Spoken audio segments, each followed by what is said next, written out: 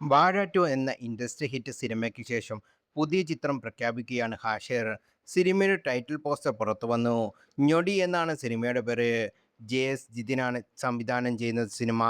ഹാഷിറിനൊപ്പം അമീൻ, ചന്തു സലീംകുമാർ, ലുക്മാൻ എന്നിവരും സിനിമയിലെ പ്രധാന വേഷങ്ങളിൽ എത്തുന്നുണ്ട്. അമൽ പോൾസൺ, ടോണി ജോസ് എന്നിവരാണ് സിനിമ നിർമ്മിക്കുന്നത്. Super Duper Films, Midnight Sun Films എന്നിവർ ചേർന്നാണ് സിനിമ നിർമ്മിക്കുന്നത്. നേരത്തെ ഹാഷിർ നായകനായി എത്തിയ വാഴ 2 വമ്പൻ വിജയമാണ് നേടിയത്. വിപിൻ ദാസ് രചനയും നിർമ്മാണവും നിർവഹിച്ച ചിത്രം 200 കോടിക്ക് മുകളിലാണ് ആഗോളതലത്തിൽ നിന്ന് വാരിക്കൂട്ടിയത്. മോഹൻലാലിന്റെ തുടരും കേരളത്തിൽ നിന്ന് നേടിയ ലൈഫ് ടൈം കളക്ഷനായ 118.90 കോടി രൂപ അടക്കം വാഴ 2 മറികടന്നിരുന്നു. ഹാഷിർ, അജിൻ, അലൻ, വിനായകൻ എന്നിവരുടെ പെർഫോമൻസിനോടൊപ്പം ബിജുക്കുട്ടൻ, സുധീഷ് തുടങ്ങിയവരുടെ പ്രകടനവും വലിയ ശ്രദ്ധ പിടിച്ചു വാങ്ങി.